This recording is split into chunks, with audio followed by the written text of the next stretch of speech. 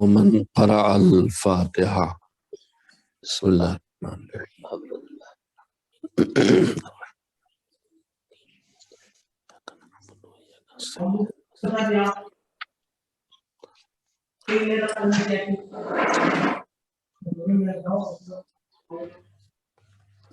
اللهم صل على محمد أعوذ بالله من الشيطان اللعين الرجيم بسم الله الرحمن الرحيم الحمد لله رب العالمين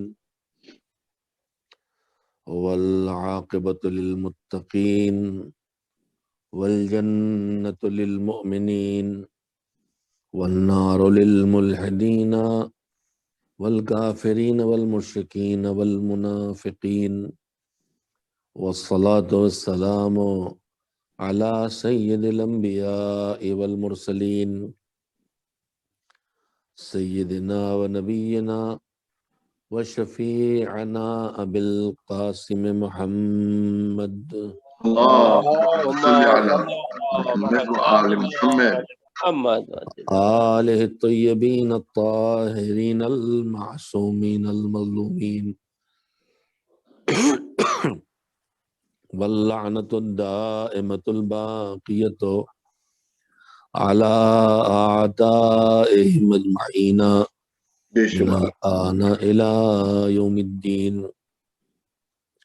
أما بعد فقد قال الله سبحانه وتعالى في كتابه المبين وهو أصدق الصادقين وقوله الحق بسم الله الرحمن الرحيم لقد كان لكم في رسول الله أسوة حسنة لمن كان يرجو الله واليوم الآخر وذكر الله كثيرا صلوات بھیجے محمد و آل محمد علیہ السلام.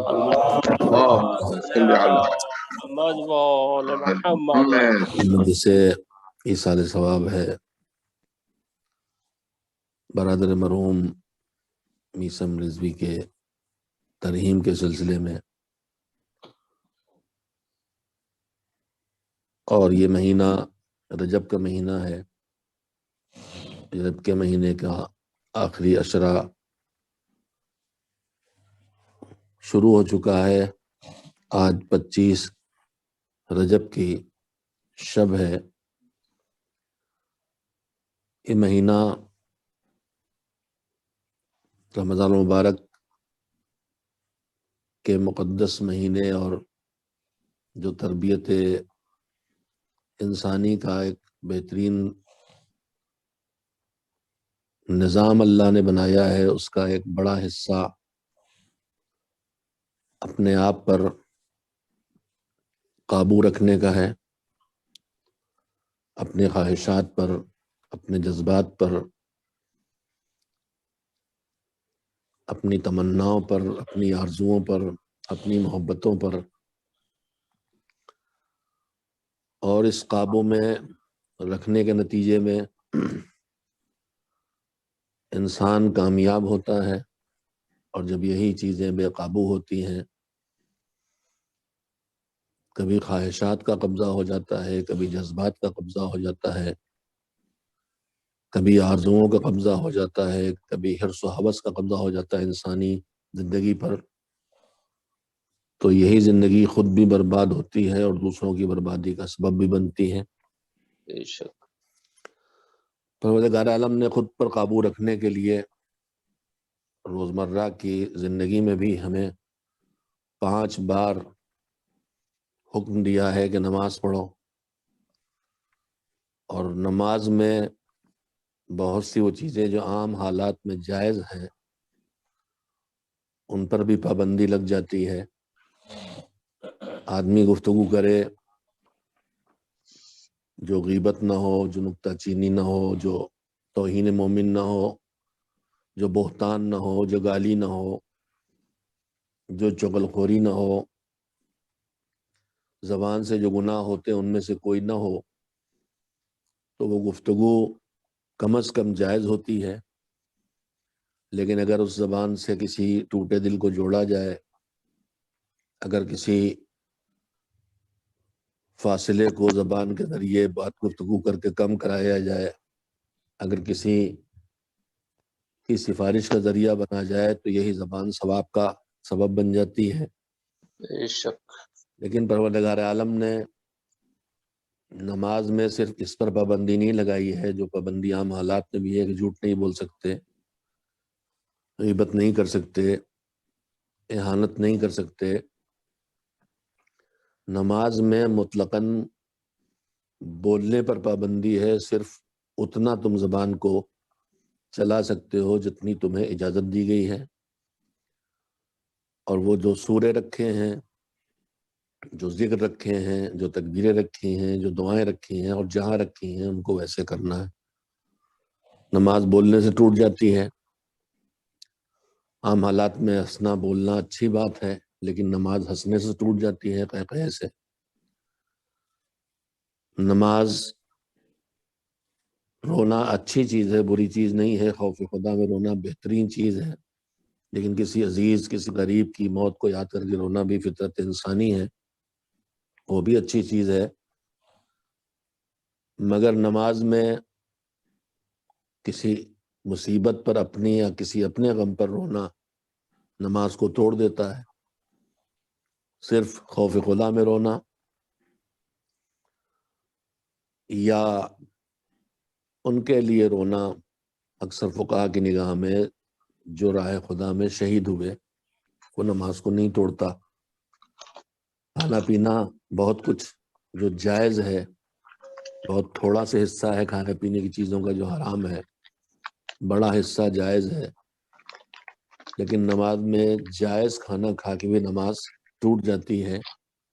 بے شک عرض یہ کرنا چاہتا ہوں کہ عام حالات میں جو چیزیں جائز ہیں، کبھی بھوک لگے گی آدمی کھائے گا، کبھی جی چاہے گا بولے گا،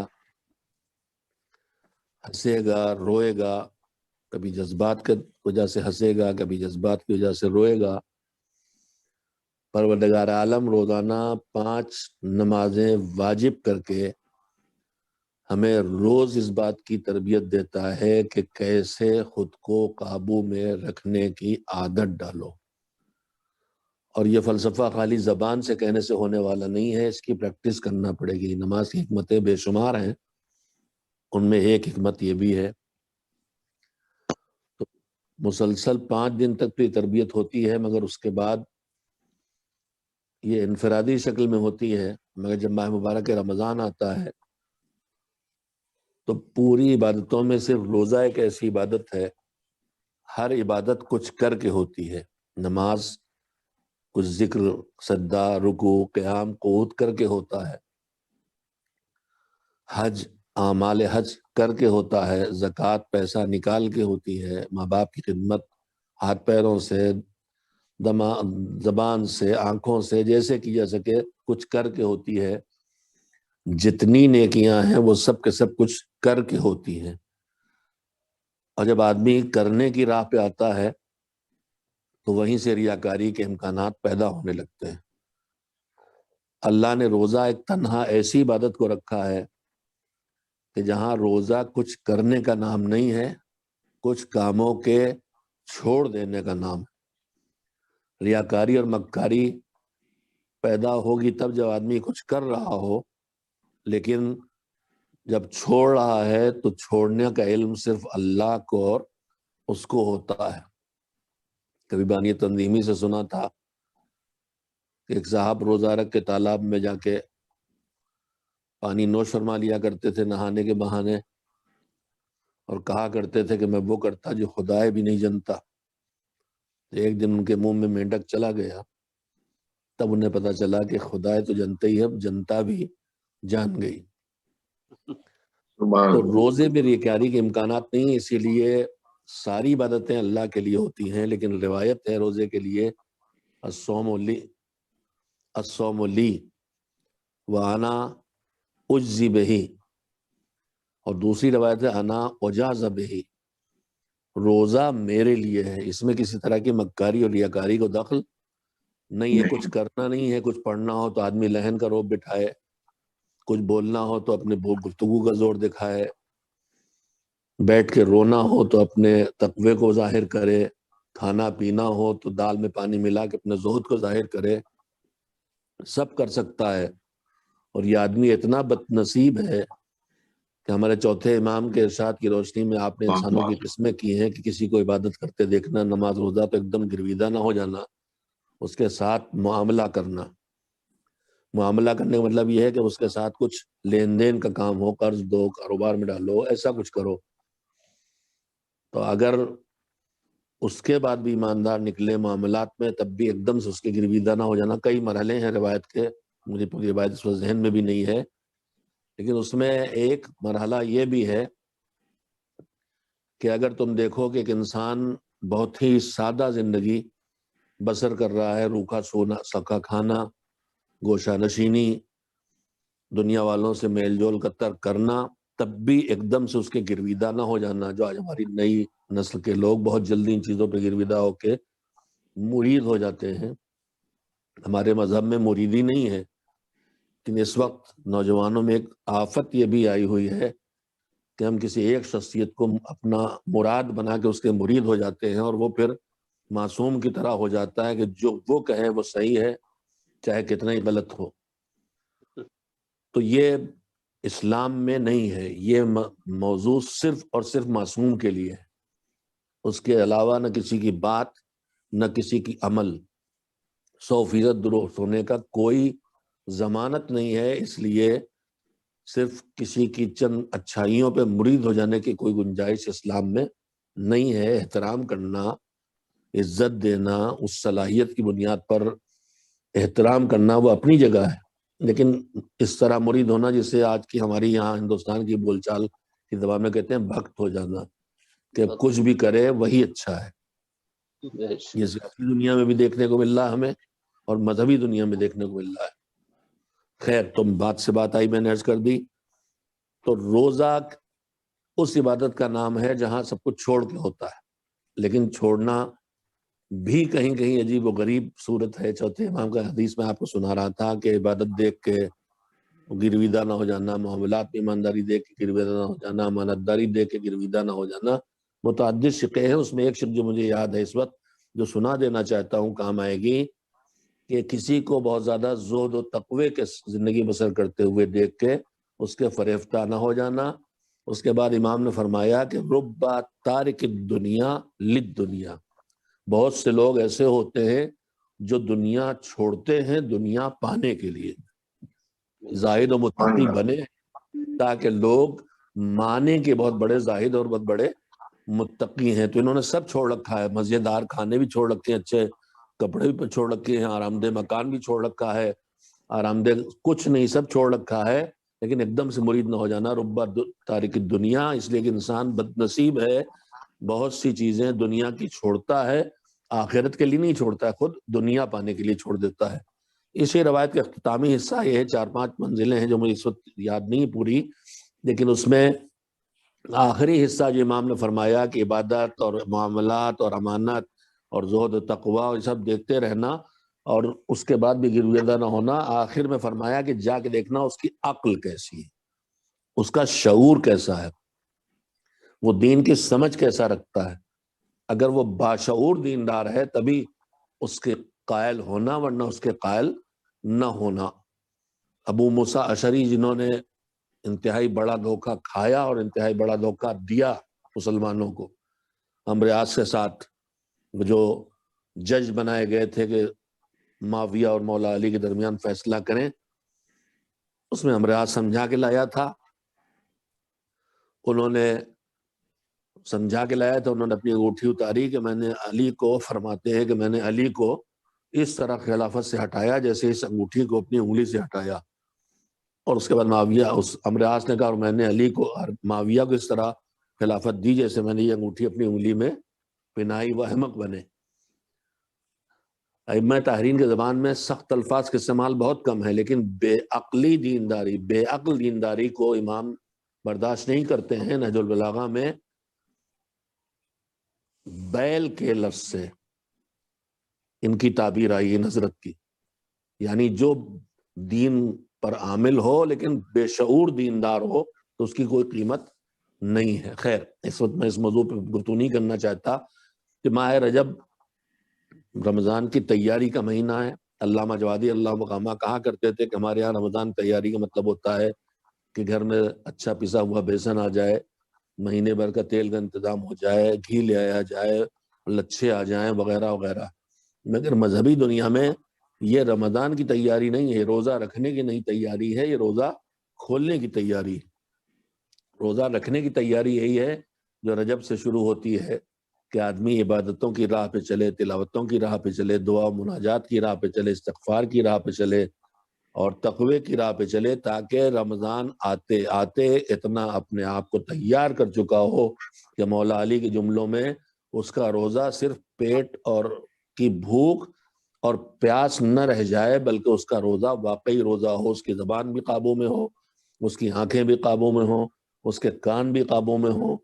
تو اسلام بنیادی چیزیں جو انسان کو تربیت دیتا ہے ان میں سے ایک چیز ہے خود پر قابو رکھنا، اپنے جذبات پہ قابو رکھنا، اپنے تمناؤں پہ قابو رکھنا، اپنی آرزوؤں پہ قابو رکھنا، اپنی خواہشات پہ قابو رکھنا، اپنی لالچ پہ قابو رکھنا، اپنی ہوس پہ قابو رکھنا، اپنے غصے پہ قابو رکھنا۔ وہ چیزیں جو حد سے بڑھتی ہیں تو انسان کو نقصان پہنچاتی ہیں۔ اگر یہی چیزیں حد میں رہیں تو نقصان نہیں پہنچاتی۔ لالچ مالک اتنی بری چیز میں رکھی کیوں ہے؟ تو خطیب اعظم طبع صاحب فرماتے تھے کہ لالچ نہ ہوتی تو نہ ہماری دنیا آباد ہوتی، خواہش نہ ہوتی نہ تو ہماری دنیا آباد ہوتی، نہ آخرت کی جنت کیوں بنتی؟ آدمی خواہش ہی تو ہوتی ہے اس کی کہ آخرت کی نعمتیں ہمیں ملیں، کوثر ہمیں ملے، سلسبیل ہمیں ملے، نعمتیں ہمیں ملیں، اللہ کی رضا ہمیں ملے۔ تو یہ خواہش ہے، لیکن خواہش جب بے قابو ہوتی ہے تو تباہی کی طرف لے جاتی ہے۔ جب تک عقل کے اور دین کے قابو میں رہے تب تک وہ تباہی کا سبب نہیں بنتی۔ یہ بنیادی بات جو میں نے کہی کیوں کہی ہے؟ 25 رجب جو کل کی تاریخ ہے وہ ہمارے 7ویں امام حضرت موسیٰ کاظم علیہ السلام کی شہادت کی تاریخ ہے۔ اللهم صل على محمد۔ میں نے آیت جو پڑھی ہے اس کی مناسبت کیا ہے یہ تھوڑا سرچ کر دوں۔ سورہ احزاب کی 21ویں آیت پڑھی ہے میں نے، جس میں پروردگار عالم نے تمام عالم اسلام سے خطاب کرتے ہوئے فرمایا کہ لقد کان لکم فی رسول اللہ اسوۃ حسنہ۔ آیت کے ترجمے سے پہلے ایک ذرا سے وضاحت کرنا چاہتا ہوں تاکہ میرے بچے بھی سمجھ سکیں۔ دیکھیے انسان پیدا ہوتا ہے اسے کچھ نہیں آتا، اور پھر وہ سیکھ کے پروفیسر بنتا ہے، ڈاکٹر بنتا ہے، جینیس نکلتا ہے، موجد ہوتا ہے، ہوائی جہاز اڑاتا ہے، کیا کیا کرتا ہے۔ تو یہ جو کرتا ہے کیسے سیکھتا ہے؟ یہ لے کے نہیں آیا ہے، صلاحیتیں لے کے آیا ہے، لیکن جب تک کسی کو دیکھے نہ اس وقت تک یہ کر نہیں سکتا۔ خالی کتابوں میں لکھ دیا جائے ہوائی جہاز اڑانے کا طریقہ، ہم لوگ لائسنس لیتے ہیں ڈرائیونگ کا تو سب کچھ کتاب میں لکھا ہوتا ہے، ریٹن ٹیسٹ میں اس کا جواب دیتے ہیں، لیکن اس ریٹن ٹیسٹ میں 100 میں 100 نمبر، 20 میں 20 نمبر لانے کے باوجود آدمی اگر ڈرائیونگ کی پریکٹس نہیں کرتا ہے تو لائسنس نہیں پاتا۔ تو تھیوری خالی کام نہیں آتی ہے جب تک اس کے ساتھ پریکٹیکل نہ ہو، اور پریکٹیکل کون کرے گا؟ بچہ بولنا سیکھتا ہے تو بچے کی گفتگو کو، بات کو کہا ہی جاتا، بچے کی زبان کو ہی کہا جاتا مادری زبان، یعنی اس نے اپنی ماں سے سیکھا ہے۔ سبحان اللہ، سبحان اللہ، سبحان یہاں اللہ۔ پہ علامہ جوادی اللہ مقامہ کا جملہ یاد آ گیا۔ رجب کی تاریخیں چل رہی ہیں، 13 رجب ابھی گزری ہے۔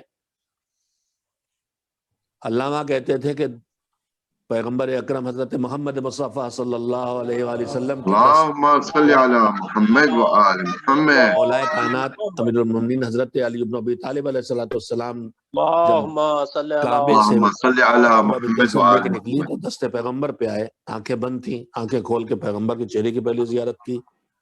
جب تک کعبے کے اندر تھے چاروں طرف بت تھے، آنکھیں نہیں کھولی، پہلی نگاہ پیغمبر کے چہرے پہ ڈالی۔ سوچئے جس کی پہلی نگاہ صاحب معراج کے چہرے سے شروع ہو اس کی نگاہیں کن بلندیوں تک جائیں گی۔ گود میں آئے تو زبان کھولی، گفتگو شروع کی، اور اس کے بعد خلاصہ کلام یہ ہے کہ ساری آسمانوں کی تلاوت، اور اس میں قرآن کی تلاوت بھی جو ابھی نازل نہیں ہوا، اور پیغمبر تصدیق کرتے رہے۔ علامہ جوادی فرماتے تھے اکثر لوگ کہتے ہیں کہ ابھی تو قرآن نازل نہیں ہوا، یہ بچہ ہے، وہ کیسے پڑھے گا، وہ کیسے بولے گا؟ حالانکہ کیسے بولے گا کا جواب جناب عیسیٰ قرآن میں دے چکے پہلے ہی۔ کہ گود میں ہے اور ابھی پیدا ہوئے ہیں، اور انی عبداللہ آتانی الکتاب وجعلنی نبیہ، میں اللہ کا بندہ ہوں، مجھے کتاب دے کے اور نبی بنا کے بھیجا ہے۔ مگر بحث کرتا ہے انکار کرنے والا جو بد نصیب ہوتا ہے، عقائد سے انکار کرتا ہے، کیسے بولے؟ تو علامہ جوادی کی جملہ واقعی قابل توجہ ہے، کہا دو باتوں سے ایک بات ماننا پڑے گی، یا تو کہو کہ علی نے تلاوت کلام اللہ کی، یا یہ مانو کہ ہر بچہ بولتا ہے تو مادری زبان بولتا ہے، تو 10 سے پیغمبر پہ علی مادری زبان بول رہے تھے۔ سبحان ایک اللہ، صلوات بھیجیں محمد و آل محمد۔ اللہم صلی علی محمد محمد و آل میں نے جو محمد۔ آیت پڑھی ہے سورہ احزاب کی 21ویں آیت ہے، جو ہم سب کے لیے انتہائی درجہ لازمی ہے کہ اس پر عمل کریں، ورنہ ہم اپنے اسلام پر، اپنے دین پر کبھی عمل کر ہی نہیں سکتے۔ آیت ہے لَقَدْ كَانَ لَكُمْ فِي رَسُولِ اللَّهِ أُسْوَةٌ حَسَنَةٌ، اللہ کے پیغمبر میں تمہارے لیے بہترین اسوہ، بہترین نمونہ، بہترین آئیڈیل موجود ہے۔ انسان جو کرتا ہے کسی کو دیکھ کے سیکھ کے کرتا ہے۔ بچے کرکٹ کھیلتے ہیں تو کسی نہ کسی کھلاڑی کی نقل کرتے ہیں، نوجوان بچے پڑھتے ہیں تو کسی نہ کسی نوحہ خان کے لہجے کو اپناتے ہیں۔ البتہ وہ بھی اب بلا بن گئی ہے کہ جو اصلی شعراء ہیں اور جو اصلی واقعہ نوحہ خان ہیں اور جو واقعہ فرش عزا پر یا جلوس عزا میں پڑھتے ہیں، جہاں سن کے آدمی کو گریا، آدمی پر گریہ طاری ہوتا ہے، اب وہ سب غیر معروف ہو گئے ہیں۔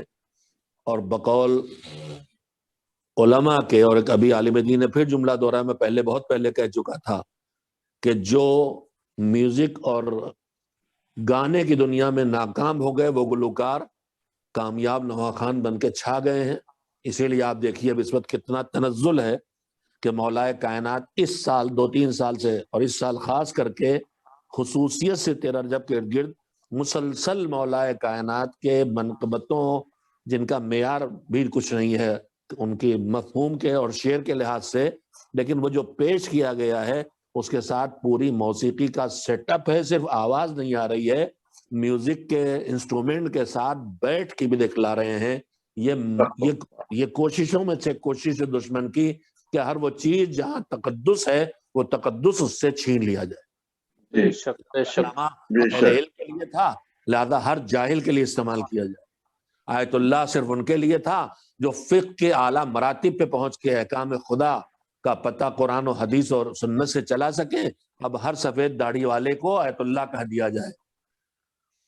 ایک پوری مہم ہے، اور یہ مہم زمانے سے چلی آ رہی ہے۔ امیر المومنین لقب تھا مولا علی کا، اور عظمتوں کا مظاہرہ تھا کہ باقی 11 ائمہ کا متفقہ فیصلہ تھا، امام سب ہمارے حاکم ہیں، مگر ان کا یہ لقب ہمارے جد سے مخصوص ہے۔ امیر المومنین علی کے علاوہ کسی کو نہ کہا جائے گا نہ لکھا جائے گا۔ دشمن نے اسے اتنا گرایا کہ یزید کو بھی امیر المومنین کہا گیا۔ خلیفہ کا لفظ اللہ کی بارگاہ سے تھا، انی جاعل فی الارض خلیفہ، عظمتوں اللہ کی جگہ آنے والا، تو وہی تو ہوگا جو اللہ کے جمال اور کمال اور جلال کا مخلوق ہوتے ہوئے مظہر، جتنا جلال و جمال الہی کہیں آ سکتا ہے کسی مخلوق میں وہ ہو جائیے خلیفۃ اللہ کو۔ وہ عالم ہے تو اس کے پاس علم ہونا چاہیے، اس کی جگہ لینا ہے نا۔ وہ قادر ہے، ان کے پاس قدرت ہونا چاہیے۔ وہ صاحب ارادہ ہے تو ان کے پاس ارادہ ہونا چاہیے۔ وہ صاحب ادراک ہے تو ان کے پاس قوت ادراک ہونا چاہیے۔ تو خلیفہ اللہ کی جگہ جو لے، جس کو جانشین اردو میں کہتے ہیں، لیکن وہ اتنا گرا دیا گیا بقول بانی تنظیم کے اس وقت ہمارے یہاں حجام کو بھی خلیفہ کہتے ہیں۔ تو عجیب و غریب یہ دشمنوں کی کوشش شروع سے آ رہی ہے، اس وقت اپنے عروج پہ ہے۔ تقدس چھین لو، فرش عزا کا تقدس چھین لو، منبر کا تقدس چھین لو، محفل کا تقدس چھین لو، محفل کے جش کا تقدس چھین لو۔ بھگل بنا بنا کے شعراء آ رہے ہیں، بے ڈھنگے بال، بے ڈھنگے کپڑے، لگتا ہے راجستھانی لحاف کی فرق خرید کے لائے تھے، اس سے کرتا سلوا لیا۔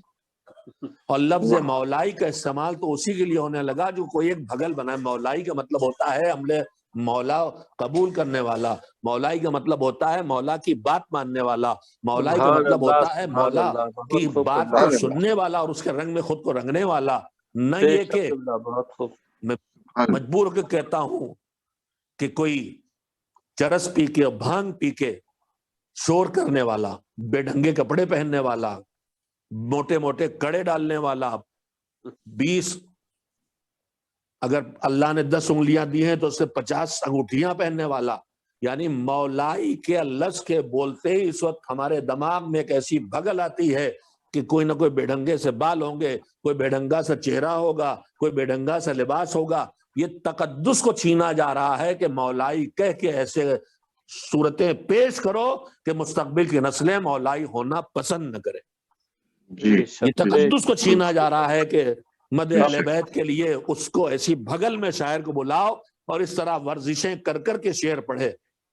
یوٹیوب پہ دیکھتے رہیے آپ، کہیں سے لگتا ہے اہل بیت علیہ السلام کی شان میں کچھ پڑھ رہا، لگتا ہے کشتی لڑ رہا، کوئی کشتی لڑ رہا ہے، کوئی ایکسرسائز کر رہا ہے۔ عجیب و غریب حالات ہیں۔ یہ حالات کیوں ہیں؟ یہ تقدس کو چھیننے کی کوشش ہے۔ مجلس اعضا کو بھی اسی طرح اس کا تقدس بھی چھیننے کے ہر راستہ ہے۔ تو یہ دشمنوں کی سازشوں میں ایک سازش ہے جس سے ہم کو بہت زیادہ آگاہ رہنے کی ضرورت ہے۔ ایک صلوات بھیجیں محمد والے محمد علیہ وسلم۔ اللہم صلی علی محمد وہی وآل واپس آؤں جہاں سے محمد۔ بات شروع کی تھی کہ ہر انسان ایک نمونے عمل کا محتاج ہے، اور اللہ کہتا ہے تمہارے لیے بہترین نمونہ پیغمبر گرامی کی ذات ہے۔ بے شک۔ اب آیت کے پیغام کے اندر، آیت میں چھپے ہوئے پیغامات کو جلدی جلدی سے گنا دوں میں۔ لقد کان لکم، تمہارے لیے، تمہارے لیے کا کہیں آیا ہے کہ جب نماز پڑھو تب، جب قرآن پڑھو تب، جب مسجد میں جاؤ تب، جب مصلی بیٹھو تب؟ کہیں نہیں آیا تمہارے لیے، یعنی تم اگر گھر میں ہو تب بھی نمونہ پیغمبر کو ہونا چاہیے، تم بازار میں ہو تب بھی نمونہ پیغمبر کو ہونا چاہیے، تم پارک میں ہو تب بھی، تفریح کے ماحول میں ہو تب بھی نمونہ پیغمبر کو ہونا چاہیے، تم ہنسی مذاق کر رہے ہو، خوشدلی کر رہے ہو تب بھی نمونہ پیغمبر کو ہونا چاہیے، تم گھر کے اندر ہو بیوی بچوں کے ساتھ ہو تب بھی نمونہ پیغمبر کو ہونا چاہیے، تم میدان جنگ میں ہو تب بھی نمونہ پیغمبر کو ہونا چاہیے۔ زندگی کے ہر شعبے میں تمہیں نمونہ بنانا ہے پیغمبر گرامی حضرت محمد مصطفیٰ صلی اللہ علیہ وآلہ وسلم کو۔ اللہم صلی علی اگر جیسے محمد قرآن کہتا ہے ہدی للناس، سارے انسانوں کی ہدایت کے لیے آئے، پھر کہتا ہے ہدی للمتقین، آئے سب کے لیے ہیں، مگر ہدایت کا فائدہ کون اٹھا پائے گا؟ جس کے دل میں تقویٰ ہوگا، خوف خدا ہوگا، جو اللہ کو مانتا ہوگا، جو عذاب الہی سے اپنے آپ کو بچانے کی فکر رکھتا ہوگا، جو اپنے کو آزاد نہ سمجھتا ہوگا، ہمارے گاؤں کی زبان میں بغیر چھٹنا ہوگا۔ کہیں نہ کہیں اس کے دل میں ہے کہ کوئی ہے جو دیکھ رہا ہے، کوئی ہے جو سزا دے گا، چاہے وہ توحید کا بھی قائل نہیں ہوا، چاہے ابھی وہ نماز روزے کو نہیں مانا، چاہے قرآن کو نہیں مانا، کہیں نہ کہیں اس کے اندر تقویٰ ہے، خوف خدا ہے، اپنے کو برائیوں سے بچانے کا خیال ہے، وہی قرآن سے ہدایت حاصل کر سکے گا۔ اور جس کا تقویٰ جتنا بڑھتا چلا جائے گا اتنا ہی قرآن سے اس کی ہدایت حاصل کرنے کی صلاحیت بڑھتی چلی جائے گی۔ اب اسی سے اندازہ لگائیے کہ جب تقویٰ جو گناہوں سے بچنے کی ایک پریکٹس ہے کہ بڑا گناہ نہ کرے، چھوٹے کرے، دہرائے نہ، ہو جائیں تو توبہ کر کے پھر واپس آ جائے، جب وہ قرآن سے اتنا نزدیک لے آتا ہے، قرآن مجید کہتا ہے وَمَن یتق اللہ یجعل لہ فرقانا، جو تقوی کی راہ پہ آ جاتے ہیں، یعنی کم از کم اتنا کہ واجب نہ چھوٹے اور حرام نہ ہو، تو ایک منزل تقوی پہ آنے کے بعد وہ ہوتی ہے کہ اللہ اس کو صلاحیت دے دیتا ہے کہ وہ صحیح اور غلط کو پہچان کے فیصلہ کر سکے۔ دنیا کو حیرت تھی، ایک گوشے میں بیٹھا ہوئے ایک بوڑھا امام خمینی کیسے وہ پیشین گوئیاں کر رہے ہیں جس سے پوری دنیا کے سارے اداروں کے مالک ہو کے وہ مستقبل کی خبریں نہیں دے رہے ہیں، جو خبریں انہوں نے دی۔ گورباچوف یا خروشچیف کون تھا جس کو خط لکھا تھا انہوں نے گورباچوف کو کہ مانو گے تو بچ جاؤ گے، نہیں مانو گے تو نپٹ جاؤ گے۔ ایک حجرے میں ایک کچے مکان میں رہنے والا بزرگ جو دنیا کی زبانیں بھی نہیں جانتا، نہ انگریزی جانتا ہے، نہ فرانسیسی جانتا ہے، بس عربی جانتا ہے، فارسی جانتا ہے، اور وہ اس طرح کی پیشن گوئیاں کرے، یہ وجہ کیا ہے؟ صرف صاحب تقویٰ ہونے کا شرف ہے۔ منہاج اور فرقان دو لفظ استعمال ہوئے ہیں، راستہ دکھانا اور روزی کے معاملے میں تقویٰ اپنی جگہ پہ پوری طاقت کر لگاتا ہے۔ وَمَن يَتَّقِ اللَّهَ يَجْعَل لَّهُ مَخْرَجًا، بند دروازے کھول دے گا، يَرْزِقْهُ مِنْ حَيْثُ لَا يَحْتَسِبْ، وہاں سے روزی لے گا تقوی والے کو جہاں سے اسے روزی پانے کی امید نہیں ہوتی۔ تقویٰ برکتوں کی دنیا ہے، تقویٰ آتا جائے گا، دنیا کی نعمتیں بھی کھینچتا جائے گا، آخرت کی نجات پہ بھی اور منزلیں بھی دلاتا چلا جائے گا۔ تو جیسے قرآن سے ہدایت حاصل کرنا ہے تو تقوی ہونا چاہیے، ویسے ہی حضور حضرت محمد مصطفیٰ صلی اللہ علیہ وآلہ وسلم کو اللهم صل على محمد وآل محمد. نمونۂ عمل، اپنا آئیڈیل کہ ان جیسی زندگی ہم بسر کریں، یہ ہے تو سب کو کرنا، لیکن کر کون پائے گا؟ من کانا یرجو اللہ، جو اللہ سے امید رکھتا ہو، اللہ کو مانتا بھی ہو، خیال بھی رکھتا ہو کہ اللہ ہے اور وہ ہمیں دے سکتا ہے، وہ ہمیں سدھار سکتا ہے، والیوم الآخرہ، اور آخرت کا یقین رکھتا ہو، امید رکھتا ہو آخرت کی بھی، آخرت سے لاپرواہ نہ ہو، آخرت سے مایوس نہ ہو، اللہ کے وجود کا اقرار بھی کرتا اور اس سے بھی امیدیں رکھتا ہو۔ جب تک اللہ سے امید نہیں رکھے گا اور اللہ سے رشتہ مان کے بھی، اللہ کو مان کے بھی اگر آخرت نہ ہوگا کہ ہم جو کر رہے ہیں اس کا بہت بہتر نتیجہ سامنے آنے والا ہے، یہ دو جذبے نہیں ہوں گے تو آدمی راہ عمل میں قدم نہیں رکھے گا۔ میں کیوں بھوکا رہ کے روزہ رکھوں گا؟ میں کیوں نیند توڑ کے نماز پڑھوں گا؟ میں کیوں محنت کی کمائی سے خمس نکالوں گا؟ میں کیوں جو چہرے اچھے لگ رہے ہیں ان کو دیکھے بجائے نگاہیں جھکا لوں گا؟ یہ تبھی کروں گا جب میں سمجھوں کہ ایک ہے جو دیکھ رہا ہے، اور خالی ہے تو دیکھ رہا ہے تو کیا ہوا؟ بہت لوگ دیکھ رہے ہیں، ہے دیکھ رہا ہے، اور وہ جزا بھی دے گا اور وہ سزا بھی دے گا۔ تو راہ عمل میں آدمی آئے گا تب جب وہ اللہ کو، وجود کو مانے اور آخرت کا یقین رکھے۔ مگر آنے کے لیے دو چیزیں ضروری ہیں، مگر ان دو چیزوں کے آ جانے سے کام ہونے والا نہیں ہے۔ ہم اللہ کو بھی مانے، ہم پیغمبر کو بھی مانے، ہم اماموں کو بھی مانے، ہم قیامت کو بھی مانے، ہم قرآن کو بھی مانے، ہم ماننے میں کہیں کوتا نہیں ہے، مگر اس کے باوجود گناہ ہم سے ہوتے ہیں، بے ایمانیاں ہمارے درمیان ہوتی ہیں، غضب ہمارے درمیان ہوتے ہیں، بدکاریاں ہمارے درمیان ہوتی ہیں، شراب ہمارے راج ہو رہی ہے۔ شادیوں کے بعد مقدس مقامات کو بھی کرائے پہ اگر لے لیا جائے تو وہاں سے بھی بعد میں بیئر کے کین ہمارے شادیوں سے نکل رہے ہیں۔ یہ صورتحال پیدا ہو گئی ہے۔ کیوں ہو رہا ہے؟ اللہ کو مانتا ہے، آخرت کو مانتا ہے۔ پھر کیا وجہ ہے؟ تیسری شرط ہے ذکر اللہ کثیرا، اللہ کو بہت یاد رکھے اور یاد کرے، بھولے نا اللہ کو۔ تو جو تین صلاحیتیں اپنے اندر پیدا کرے گا، اللہ پر ایمان اور اس سے امید، آخرت پر ایمان اور اس سے امید، اور ساتھ ہی ساتھ زندگی میں اللہ کو یاد رکھنا۔ ہم سے یہی چوک زیادہ ہوتی ہے، ہم آخرت کو بھی مانتے ہیں، اللہ کو بھی مانتے ہیں، لیکن باتیں کر رہے ہیں تو اللہ کو بھول گئے، سن رہا ہے اور حساب دینا ہے، نگاہیں اٹھ رہی ہیں تو بھول گئے، سن رہے ہیں تو بھول گئے، کھا رہے ہیں تو بھول گئے، اللہ کو بھول جاتے ہیں۔ نتیجہ ہوتا ہے کہ ہم گناہ کی راہ پہ چلے جاتے ہیں۔ اور اسی لیے مولا کائنات امیر المومنین حضرت علی بن ابی طالب علیہ السلام نے اللهم صل على محمد حالت ایمان میں کوئی انسان گناہ نہیں کرتا، جتنی دیر گناہ کرتا ہے ایمان سے خارج ہو جاتا ہے۔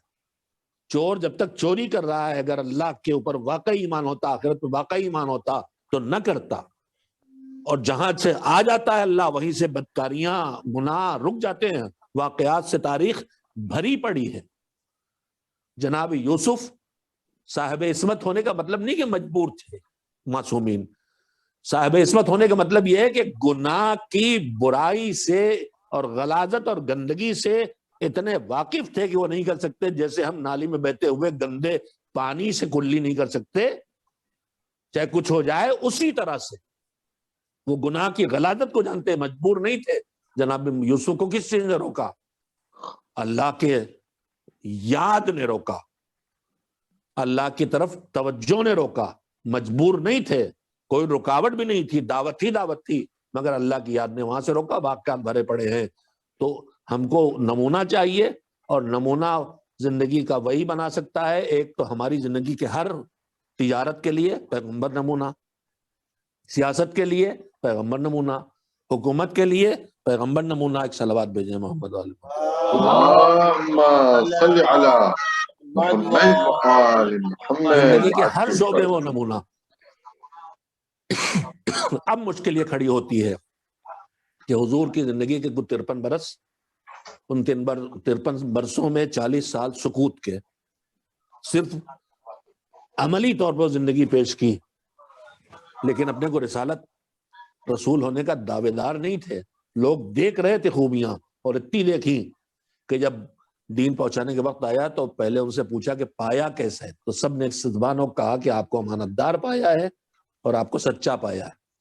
یہی دو ضمانتیں دشمن کی طرف سے حاصل ہونا تھی کہ سچے ہیں تو جو کہیں گے اللہ کی طرف سے ہوگا، اپنی طرف سے نہیں کہیں گے۔ امانت دار ہیں، جتنا پائیں گے اتنا ہی پہنچائیں گے، بے شک، نہ گھٹائیں گے نہ بڑھائیں گے۔ سبحان اللہ۔ اقرار لیا تو 40 سال تو گزر گئے سکوت کے، کچھ بتایا ہی نہیں کرنا کیا ہے، تو نمونہ کہاں ہوئے؟ پھر 13 سال مکے میں رہے۔ 13 سال مکے کے بھی قرآن مجید میں دیکھیں آپ، تمام احکام عملی، نماز، روزہ، پردہ، سود کا حرام ہونا، شراب کا حرام ہونا، جتنے احکام عملی ہیں ان 13 برسوں میں مکے میں نازل نہیں ہوئے۔ وہاں عقائد کا بیان، توحید قیامت، شرک کی برائی، اخلاقی خرابیوں کی تباہی، گناہوں کی تباہی، پرانی قوموں کے حالات کے کیوں تباہ ہوئے وہ سب بتایا جاتا رہا تاکہ سدھر کے آؤ۔ پہلے یہ سب مانو گے تب تمہیں نماز طرف بلائیں گے۔ اس کے بعد ہجرت کے بعد مدینہ منورہ میں 10 سال زندگی۔ اب اس 10 سال میں پوری شریعت حضور نے پہنچا دی، اور اس کے بعد سب پہ عمل کر کے بھی دکھانا، کر بھی رہے عمل۔ مگر مسئلہ یہ ہے کہ 10 سال میں کتنے لوگ ہیں جنہوں نے اس کو دیکھا؟ ہم تو نہیں ہیں۔ ہم کیسے سیرت رسول تک پہنچے؟ میں نے آج دن کی مجلس میں سیتل میں عرض کیا تھا کہ 3 راہیں ہیں۔ جب ہم کسی بزرگ کی سوانح عمری لکھنے جاتے ہیں تو ہم سوچتے ہیں ان کے بارے میں معلومات حاصل کرتے ہیں، تو کیسے حاصل کرتے ہیں؟ ان کے گھر والوں سے، ان کی بیوی بچوں سے، ان کے دوست احباب سے، ان کے پڑوسیوں سے، ان کے اغل بغل والوں سے۔ تو ہم نے دیکھا کہ حضور کی سیرت کرنا تو ویسی زندگی بسر کرنا جس سے وہ کرتے تھے، ویسے نماز پڑھنا، ویسے روزہ رکھنا، ویسے تجارت کرنا، ویسے پڑوسیوں کے ساتھ سلوک کرنا، ویسے معاہدے کرنا، ویسے معاہدوں کی پابندی کرنا، ویسے خادموں غلاموں کے ساتھ برتاؤ کرنا، کمزوروں کے ساتھ سلوک کرنا، بزرگوں کے ساتھ سلوک کرنا، بچوں کے ساتھ برتاؤ، سب ان سے سیکھنا ہے۔ کس سے پوچھیں؟ تو سب سے بڑی تعداد اصحاب کی دکھائی دی، جو گرویدہ تھے، جو ہر وقت پروانے کی طرح ان کے گرد رہتے تھے۔ ہم نے اصحاب سے پوچھا، ہم نے کہا پیغمبر کی سیرت مسجد میں؟ ہاں بتا دیں۔ میدان میں؟ ہاں۔ بازار میں؟ ہاں۔ عرابی کے ساتھ، دشمن کے ساتھ؟ ہاں بتا رہے ہیں، بتاتے چلے جا رہے ہیں۔ ایک مرتبہ ہم نے پوچھا حضور راتوں میں رات کیسے گزارتے تھے؟ رات بھر سوتے تھے یا اٹھ جاتے تھے؟ کیا کرتے تھے؟ تو بس صاحب کہیں گے گھر کی بات ہے، ہمیں نہیں پتا۔ تو ہم گئے گھر میں، ہم نے ازواج نبی سے بات کی، ہم نے کہا حضور کی زندگی کے بارے میں بتائیے، راتوں کی کیا کیفیت تھی، عبادت کی کیا کیفیت تھی، کھانا کیسا کھاتے تھے، بستر کیسا تھا، اوڑھتے کیا تھے، بچھاتے کیا تھے، سب بتاتی چلے گئی ازواج۔ ہم نے کہا بتائیے کہ وہ میدان جنگ میں ان کی کیا صورت ہوتی تھی؟ تو ازواج نے کہا بھائی ہم گھر کی بات بتا سکتے ہیں، باہر کی بات نہیں۔ ہم نے کہا کچھ صرف باہر کی بات بتا رہے ہیں، کچھ صرف گھر کی بات بتا رہے ہیں، کوئی اور ہے؟ تو ہمارے سامنے اہل بیت آ گئے۔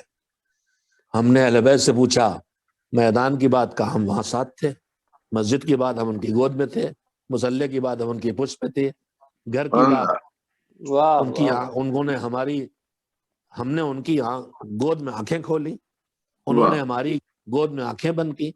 تو صرف اہل بیت ہیں جو سیرت پیغمبر کے ہر حصے کے بارے میں بتا سکتے ہیں، چاہے وہ گھر کی ذاتی زندگی ہو اور چاہے گھر سے باہر کی بیرونی زندگی ہو۔ ایک بات، اور دوسری بات یہ کہ اصحاب سے سنیں یا ازواج سے سنیں تو قرآن کریم نے جہاں ان کی تعریفیں کی ہیں وہاں ان کی خرابیوں کو بیان کیا ہے، نقائص کو بیان کیا ہے، ان کی کردار کی ضمانت نہیں لی ہے۔ لیکن صرف اہل بیت ہیں جن کے کردار کی ضمانت نہیں ہے کہ یہ عصمت والے ہیں، ان سے کوئی خطا اور غلطی نہیں ہو سکتی۔ تو پیغمبر کی سیرت تک پہنچنے کے لیے معصوم ذریعہ ہمیں مل جائے گا جس سے خطا کا کوئی امکان نہیں ہے، تو پھر اسے چھوڑ کے غیر معصوم تک کیوں جائیں؟ اچھا چلیے اہل بیت سے پوچھ لیا، اہل بیت اتنا ہی ہمارے درمیان۔ اب اس کے بعد دوسری بات یہ کہنا چاہتا ہوں، حضور قیامت تک کے لیے آ گئے بن کے پیغمبر، اب قیامت تک کے مسلمانوں کے لیے نمونہ۔ تو پیغمبر کے دور میں مسلمان جن حالات میں تھے، کیا زندگی بھر وہی حالات رہیں گے؟ رہے؟ پیغمبر کے دور میں شدید غربت تھی، پیٹ پہ پتھر باندھ کے خندق کھودی جاتی تھی، ایک کھجور میں 3-3 4-4 لوگ چوس چوس کے طاقت لے کے جنگ تبوک میں جا رہے ہیں۔ تو غربت اپنے انتہائی عروج پہ تھی، کھانے پینے کو نصیب نہیں تھا، چبوترا بنوا دیا مسجد کے پاس بٹھا دو، جو گھر میں سے لا کے دے دے کھانے کو مل جائے، فاقوں سے گزرتی ہے کبھی مل جاتا ہے اصحاب صفہ۔ تو دور غربت میں تو پیغمبر سیرت معلوم ہے کہ خود بھوکے رہو مگر بھوکے کو خالی ہاتھ واپس نہ کرو۔ پیغمبر کی سیرت بھی معلوم، مولا علی کی سیرت بھی معلوم، حضرت زہرا کی سیرت بھی معلوم، مگر میرے عزیزو جب دور غربت دور امارت سے بدلے، جب پیسہ آ جائے، اب سیرت کہاں ہے؟ دور پیغمبر تو سیرت دے گا مگر دور پیغمبر غربت کے حالات کو بتائے گا۔ دور پیغمبر دولت مندی آئے تو اس کے حالات نہیں بتائے گا۔ دور پیغمبر دور جہالت ہے، علم لائے ہیں لیکن ابھی علم اتنا قابض نہیں ہوا ہے، بہت کم لوگ ہیں جو پڑھنا لکھنا جانتے ہیں، لیکن یہ دور جہالت بدلے گا اور اب بنی عباس کے دور میں آتے آتے یونان کی کتابیں ترجمہ ہوں گی اور فلسفہ ادھر سے آئے گا اور چاروں طرف سے علم ترقی کرے گا اور ہر علم وجود میں آئے گا اور پھیلے گا، تو وہاں سیرت پیغمبر کہاں ملے گی؟ میں نے جو کہنا چاہا انشاءاللہ آپ حضرات متوجہ ہیں، یعنی حالات زندگی جیسے بدلیں، حالات زمانہ جیسے بدلیں، کبھی دور غربت ہے، کبھی اور ایک انسان پہ گزرتا ہے، کبھی آدمی غربت کے دور سے گزرتا ہے، کبھی امارت کے دور سے گزرتا ہے، کبھی حکومت پہ آ جاتا ہے، کبھی جیل میں چلا جاتا ہے، کبھی جہالت کا شکار ہوتا ہے، کبھی علم کی منزلوں پہ آ جاتا ہے کہ انسان پہ حالات گزرتے ہیں۔ تو سارے نمونے حیات پیغمبر میں دیکھنے کو نہیں مل رہے ہیں۔ تو یہاں پر علماء اہل بیت علیہ السلام نے یہ فکر عطا کی ہے جو میں نے سب سے پہلے شہید باقر الصدر سے مجھے پڑھنے کو ملی، کہ امامت کو اللہ نے اسی لیے رکھا کہ امامت، میں اپنی زبان میں عرض کر رہا ہوں، رسالت کی کے ایکسٹینشن کا نام ہے۔ واہ سبحان یعنی اللہ، ایک ہی، ان کا کہنا یہ ہے کہ ایک ہی شخص ہے واہ واہ واہ، جو واہ مختلف ادوار میں، اگر میں 70 سال 65 سال کا ہو گیا، میرا بچپن مثلا غربت کے دور کا، آج وہ غربت کا دور نہیں ہے الحمدللہ، بچپن ترقی نہیں تھی، آج موبائل وجود میں آ چکے ہیں، بیل گاڑی چل پہ بیٹھنا بھی بڑی بات تھی، اس وقت سب کے پاس بیل گاڑی بھی نہیں تھی، سائیکل بھی نہیں، تو مختلف چیزیں آئی ہیں نا زندگی میں۔ تو اب نمونہ چاہیے، پیغمبر ہی چاہیے، تو پیغمبر ہی چاہیے تو وہ پیغمبر کے اہل بیت ہیں جو پیغمبر جیسے کردار کے مالک ہیں، جو پیغمبر جیسی سیرت کے مالک ہیں، اور الگ الگ ادوار حیات اور حالات زمانہ میں ان کی سیرتیں سامنے آ رہی ہیں۔ جب حکومت پہ اقتدار ہو تو کیا ہو، جب حکومت ٹکراؤ کا شکار ہو جائے، امت کے دو پھاڑ ہو جائیں تو کیا ہونا چاہیے، علی سے سیکھو۔ جب ایک طرف ایمان کی کمزوری ہو اور امت والوں کی جان بچانا اور دوسری طرف شاطر ترین دشمن ہو تو ایسے میں کیا کریں؟ تو حسن کی سیرت کا نمونہ سامنے آئے گا کہ اپنی ذاتی عزت و وقار کا خیال کیے بغیر امت کی فلاح میں جو ہو اس کو ترجیح دینا اور سلو کر لینا۔ جب ظلم اپنے آسمان پہ پہنچ جائے، جب دین کا مذاق اڑایا جانے لگے، جب نزول وحی کا انکار کیا جانے لگے، جب قرآن اللہ کی کتاب ہے اس کا انکار کیا جانے لگے، یزید نے اشعار میں کہا ہے کہ سب بنی ہاشم کا کھیل تھا، نہ کوئی وحی آئی تھی، نہ کوئی فرشتہ آیا تھا۔ کربلا والوں کو، حسین کو اور ان کے کنبے کو اور دوستوں کو شہید کر کے کہا تھا کہ کاش میرے باپ دادا جو بدر میں مارے گئے ہوتے تو دیکھتے کہ میں نے کیسا بدلہ لے لیا۔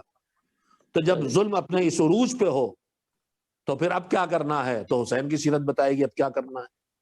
جبکہ خطاب خدا کہ کتاب خدا ہونے سے انکار کیا جانے لگے، جب پیغمبر کے پیغمبر ہونے سے انکار کیا جانے لگے، جب دین کو کسی ایک خاص خاندان کا کھیل کہا جانے لگے، تو پھر اس وقت سیرت حسین بتائے گی۔ جب انتہائی درجہ حکومت کی سختیاں ہوں، آنا جانا پہ پابندی ہو، بولنے پہ پابندی ہو، لوگوں سے ملنے پہ پابندی ہو، کوئی سننے والا نہ ہو، سب مخالف ہے، تو کیا کیا جانا چاہیے؟ تو سید سجاد کی سیرت سامنے آ جائے گی۔ علم آ جائے، انتشار، علم بڑھے، اختلافات بڑھے، نظریات پیدا ہوں، فرقے ایجاد ہوں، آپ کیا کریں؟ کہا محمد باقر و جعفر صادق کی سیرت اپنا لو۔ حکومت ہمارے مقابل میں جو ہے وہ مضبوط اقتدار پہ آ گئی ہے اور پوری طاقت کے ساتھ اس نے قبضہ کر رکھا ہے، اور اپنے دشمنوں کو مسلسل جو مخالف ہیں اس کے ظالم اقتدار کے، اس کو مار رہی ہے، جیلوں میں ڈال رہی ہے، تو کیا کرنا چاہیے؟ تو امام موسیٰ کاظم علیہ السلام کی سیرت اپناؤ۔ کہیں تقیے سے کام لیتے ہیں، کہیں تقیہ سکھاتے ہیں، اور کہیں سیدھے جا کے ظالم سے براہ راست گفتگو کر کے سچائی اس تک پہنچا دیتے ہیں۔ نتیجے میں اگر مسلسل زندگی کا بڑا حصہ قید خانوں میں گزارنا پڑتا ہے تو گزارتے ہیں۔ تو جیسے جیسے حالات بدلیں گے، سیاست پلٹا کھائے، جس کے باپ کو قید خانوں میں رکھا اسی کے بیٹے کو بنا مجبور ہو گئے ولی عہد بنانے میں، تب جو تمہیں بادشاہت کے اتنا قریب لے آیا گیا اور مستقبل کا حاکم تمہیں بنا دیا گیا، تو تمہاری سیرت کیا ہو؟ کہ اقتدار میں آؤ، طاقت آئے، فوج آئے، اقتدار ملے تو پھر تمہارا کردار امام رضا جیسا ہونا چاہیے کہ کھانا کھائیں تو ایک ایک غلام اور ایک ایک خادم کو ساتھ بٹھا کے کھائیں، بیمار ہوں، زہر کا اثر ہو، آنکھیں بند کیے پڑے ہوں، غش کے عالم میں ہوں، چاہنے والے جو چند ایک ساتھ ہیں وہ سب بھوکے پیاسے ہوں ہمارے محبت کے، آنکھ کھولتے ہی سب سے پوچھیں تم نے کھانا کھایا کہ نہیں کھایا، اور اپنے سامنے بٹھا کے کھانا کھلائیں۔ تو سیرتیں بدلتی رہیں گی، حالات بدلتے رہیں گے تو سیرتیں سامنے آتی رہیں گی۔ ایک ہی انسان جو مختلف ادوار سے گزرا، جیسے ہمارا آپ کا بچپن، آج کے حالات 60 سال والے، 70 سال والے، بچپن سے آج تک کتنی حالتیں گزری ہیں، ہم سب کے لیے نمونہ موجود ہے۔ اس لیے اللہ نے امامت کے منصب کو رکھا۔ اب میں اس وقت بات کو یہیں پہ، وقت کافی ہو گیا ہے، ساتویں امام کی سیرت کے بارے میں کچھ گفتگو کرنا چاہتا، زیادہ گنجائش باقی نہیں رہ گئی۔ میرے عزیزو، ائمہ طاہرین کی سیرت میں ہم لوگ ایک تو سیرت تک جاتے نہیں، اپنی پسند کی چند جنگوں کو پڑھتے ہیں، یا اپنے خیال میں جسے ہم معجزات کہتے ہیں، اور ان کی زندگی کے معجزات کو ایسا سمجھتے ہیں جیسے ان کی پوری زندگی ہی معجزاتی زندگی، جبکہ زندگی ان کی معجزاتی نہیں تھی، حضور کی زندگی معجزاتی نہیں تھی۔ 23 سال کے رسالت کے دور میں بھی قرآن کے علاوہ اگر چاند 2 ٹکڑے کیا تو کتنی دیر کے لیے، اگر ذرے بولے تو کتنی بار، تو یہ نہیں کہ پوری زندگی معجزات کی ہے، مگر ہم نے اپنا ائمہ کے لیے ایسا تصور کر رکھا ہے کہ جیسے ان کی پوری زندگی معجزات کی زندگی، اور انہیں اللہ کہتا ہے کہ اگر فرشتے کو بھی ہم تمہارے لیے نبی بناتے تو آدمی بنا کے بھیجتے، اور ہم ان کو، وہ بے شک اللہ کے بعد ان سے بڑھتر مخلوق کوئی نہیں ہے، لیکن اللہ نے انہیں ہماری ہدایت کے لیے بھیجا ہے۔ خطیب اعظم کا ایک جملہ ہوتا تھا کہ لوگوں کو حیرت اس پر ہوتی ہے کہ پیغمبر معراج پہ کیسے گئے، فرش والے عرش پہ کیسے گئے، وہ فرماتے تھے مجھے حیرت اس پہ نہیں ہے کہ فرش والے عرش پہ کیسے گئے، یہ عرش والے تھے، یہ فرش پہ کیسے، تو فرش پہ آئے ہماری ہدایت کے لیے، سبحان لہذا اللہ۔ فرش پہ آئے تو ہماری جیسی زندگی بسر سبحان کریں گے، نہ اللہ۔ علم غیب کا سہارا لیں گے عام زندگی میں، نہ غیب پہ فیصلے کریں گے۔ اگر علم غیب سے فیصلے کرتے تو مولا کائنات کے بنائے ہوئے گورنر کیوں ان کو دھوکہ دیتے؟ اگر غیب پہ فیصلے کرتے تو امام حسن کے لشکر کے اپنے لوگ کیوں دھوکہ دیتے؟ غیب پہ فیصلے ہوتے تو یہ سب نہ ہوتا۔ وہ وہی جو عام انسان ہے اسی طرح انہوں نے زندگی چلائی ہے، حکومت چلائی ہے، سب کچھ کیا ہے۔ جہاں ضرورت پڑ گئی ہے کہ اب سامنے جو ہے وہ اس منزل پہ آ گیا ہے کہ اس کا کچھ علاج نہیں بچتا، تو پھر کہیں کہیں دکھائی دیتا ہے کہ انہوں نے اپنے کرامات کا اظہار کیا۔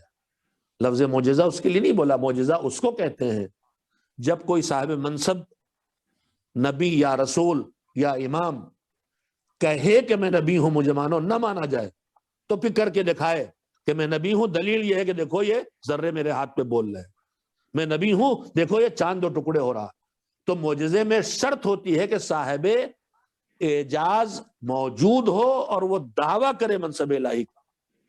ہمارے سامنے جو کچھ آتا ہے یہ کرامات ہے، معجزہ ہمیشہ اس کے سامنے ہوتا ہے جو منکر ہو اور شدید طور پہ انکار کرنے والا، ضدی منکر کے سامنے ہوتا ہے۔ ماننے والے کے سامنے معجزے کی ضرورت نہیں ہے، کرامت ہوتی ہے، چاہنے والا آیا، نابینا ہے، مشہد میں ذریع سے آئے گا، بصارت لے کے جائے گا، بے اولاد آئے گا، اولاد لے کے جائے گا، یہ سب کرامتیں ہیں جنہیں ہم معجزہ کہتے ہیں۔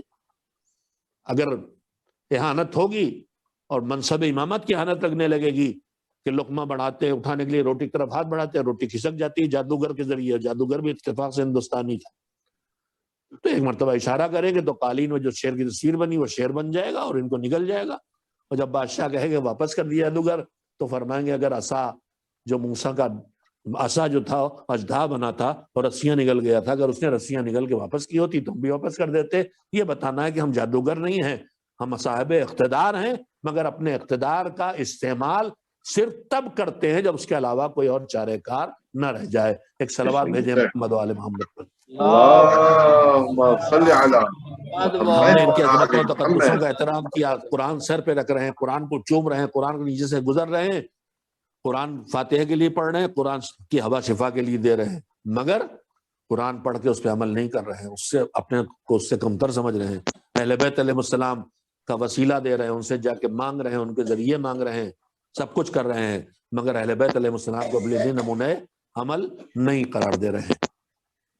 اب بس آخری بات کہنا چاہتا ہوں, ہم جو عصر غیبت میں ہیں, ہمیں معصومین کے جو ابتدا کے معصوم ہیں, دین سب نے پہنچایا, سب کی ہر بات سمجھنا چاہیے, لیکن ہماری توجہ کم ہوتی ہے آخری دور کے ائمہ تک, جبکہ کم از کم کہہ سکتے ہیں کہ 7ویں امام کے دور سے, بلکہ دیکھا جائے تو 6ٹھے امام کے دور سے عصر غیبت کی تیاری شروع ہو گئی تھی.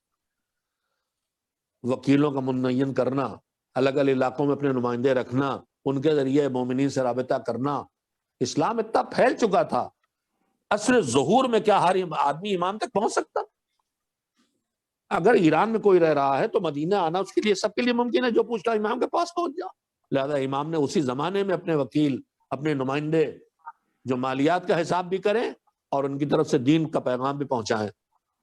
جناب شہزادہ عبدالعظیم جو تہران میں شہررے میں دفن ہیں, امام حسن علیہ السلام کی نسل سے ہیں, 10ویں امام کے زمانے کے.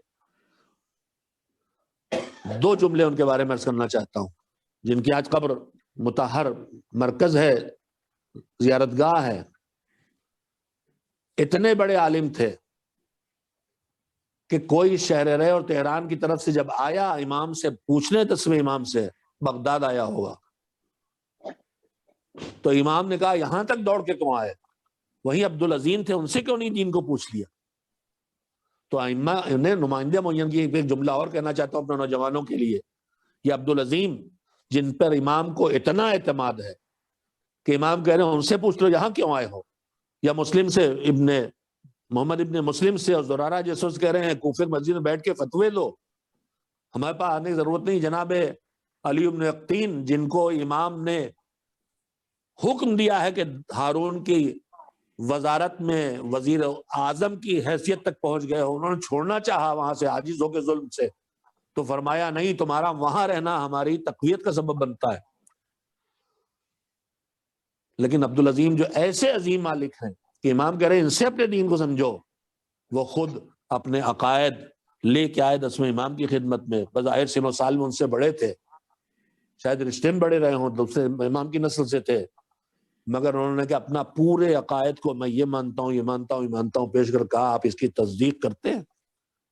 تو جو اس عظیم مرتبے پر فائز ہو کہ امام لوگوں سے کہ ادھر رجوع کرو, وہ بھی اپنے عقائد کو لا کے چیک کرواتا ہے, جو ہم سے برتر ہے وقت کا امام ہے کہ یہ ہمارے عقائد درست ہیں کہ نہیں. آج ہمارے حالات یہ ہیں کہ ہمارے درمیان 2 شعر یاد کر لینے والے, 2 مجلسیں پڑھ لینے والے عقائد کے ٹھیکیدار بن گئے. فقہا کے لیے کہتے ہیں بدعقیدہ ہے. عجیب و غریب صورتحال ہے. ہمیں اپنے عقائد کو جا کے چیک کرانا چاہیے اہل علم سے, اہل فقہ سے, جنہوں نے دین کو سمجھا, جنہوں نے دین کو اپنایا ہے. 7ویں امام کی سیرت کے بارے میں جو باتیں کرنا چاہتا تھا اس کی تمہید میں نے کہا ہے کہ آخری دور کے ائمہ کی سیرت اور ان کے ارشادات خصوصیت سے ہمیں پڑھنا چاہیے اور جاننا چاہیے, اس لیے کہ انہوں نے عصر غیبت کی تیاری شروع کر دی. 7ویں امام کی زندگی میں جو نمونے دکھائی دیتے ہیں اب ان کو پیش کرنے وقت نہیں رہا. اس وقت ہم اس جیسے حالات سے 2-4 ہیں. ہارون اقتدار میں ہے اور پورے عروج پر بنی عباس کی حکومت کا کنٹرول ہے اور ظلم اپنی انتہا پہ ہے. ایسے حالات میں امام کبھی اپنے چاہنے والوں کو کہتے اپنے کو چھپا کے رکھو. آپ کو بتاؤں 11ویں امام کی جن کی کل عمر 28 سال ہوئی, شہید کر دیے گئے, ان کی زندگی کی صورت یہ تھی کہ ان کے چاہنے والے جب وہ ان کو اجازت ملتی تھی انہیں بھی قید میں رکھا جاتا تھا. جب انہیں اجازت ملتی تھی نکلنے کی گھر سے اور دربار میں بلایا جاتا تھا تو چاہنے والوں خبر ہو جاتی تھی تو آ کے کھڑے ہو جاتے تھے کہ راستے میں زیارت کر لیں. تو امام کہلاتے تھے کہ میری طرف اشارہ نہ کرنا. اتنی شدید نگرانی تھی. آج کیمروں کی نگرانی سے ہم پریشان ہیں, لیکن سیٹلائٹ کی نگرانی ہو رہی، لیکن اس وقت امام کہتے ہیں میری طرف اشارہ نہ کرنا، تمہاری جان کا خطرہ ہے۔ ایسے حالات میں انہوں نے جو سیرت اپنائی ہے، جو طریقے اپنائے ہیں، وہ ہم نہ اپنائیں گے تو ہم نے امام کی سیرت ہی کی مخالفت نہیں کی، اپنے آپ کو تباہ کیا۔ میں ایک نمونہ صرف دینا چاہتا ہوں، آج ہم جذبات میں آ کے ہماری زبان چلتی ہے تو جس کو جو چاہیں کہہ دیتے ہیں۔ اب سنیے ساتویں امام کا مزاج اور سیرت کیا ہے۔ روایت کہتی ہے کہ خلیفہ دوم کی نسل سے ایک شخص ہے ساتویں امام کے دور میں، عمری کہلاتا ہے۔ مسجد النبی میں یا بغداد میں، مجھے اتنا یاد نہیں رہ گیا کہ کہاں کا واقعہ، مدینے کا ہے بغداد کا ہے، مسجد میں اس نے دیکھا، بظاہر مدینے کا ہے، اور اس نے امام کو بہت برا بھلا کہا۔ تو جو امام کے اصحاب تھے انہوں نے چاہا کہ اس کو ذرا، جو ہمارا طریقہ ہے کہ اگر کسی شخصیت کے بارے میں کوئی بولے تو ہم بے قابو ہو کے مار بیٹھیں گے، گالی دے دیں گے، لوگوں نے چاہا اسے مار پیٹ کے روکیں، تو امام نے کہا نہیں، رکو رکو، رہنے دو رہنے دو رہنے دو، ختم ہو گئی بات۔ اس کے بعد امام سادہ زندگی، اس وقت کی سواریاں، ایک گھوڑا ہے جو میدان جنگ اور لمبے سفر کے لیے، ایک روزمرہ کی سواری ہے یہ جو بیچارہ گدھا کہلاتا ہے، چھوٹی سواری بیٹھے، اس کا پوچھا کہاں، پتہ چلایا معلوم ہوا اپنی کھیتی پہ گیا ہوا ہے۔ اس کی کھیتی میں پہنچے تو جیسے کھیتوں کی میڑیں ہوتی ہیں، کسان کھیت میں کام کر رہا ہو، ہم موٹر سائیکل لے کے اس کے کھیت میں گھسے تو وہیں سے چیخے چلائے گا۔ امام اپنی سواری بیٹھ کے اس کے کھیت میں داخل ہو گئے، وہ چیخنے لگا میری کیوں برباد کر رہے ہو، کھیتی کیوں برباد کر رہے ہو، یہاں ستانے آ گئے، برباد کرنے آ گئے۔ امام چلتے رہے، اس کے پاس پہنچے، سلام کیا۔ اس کے بعد بھائی یہ جو تم نے بویا اس سے تمہارا کتنا خرچہ ہوا؟ اس نے کہا 100 درہم۔ امام نے کہا جو تم نے بویا 100 درہم لگائے تو اس سے کمانے کی کیا امید ہے تمہیں؟ تو اس نے کہا مجھے کوئی علم غیب تھوڑی ہے، میں کیا جانوں؟ کہا پھر بھی تم کچھ امید تو لگائے ہو؟ کہا ہاں 200 درہم۔ تو امام نے جیب سے 300 درہم نکالے، کہا تیری کھیتی کی قیمت 100 درہم اور یہ 200 درہم تیرے اس نفع کے بدلے میں، یہ 300 درہم رکھ، کھیتی بھی تیری، فصل بھی تیری۔ چلے آئے مسجد، جیسے ہی نکلے وہ سمجھ گیا مسجد جا رہے، امام سے پہلے مسجد پہنچا، جو کل ابھی تک گالیاں دے رہا تھا، لعنتیں کر رہا تھا، جیسے ہی اس نے امام کو دیکھا تو اس نے قرآن مجید کی ایک آیت پڑھی کہ اللہ واللہ عالم حیث یجعل یا رسالتہ، اللہ جانتا ہے، بہتر جانتا ہے کہ اپنی رسالت کو کہاں رکھے۔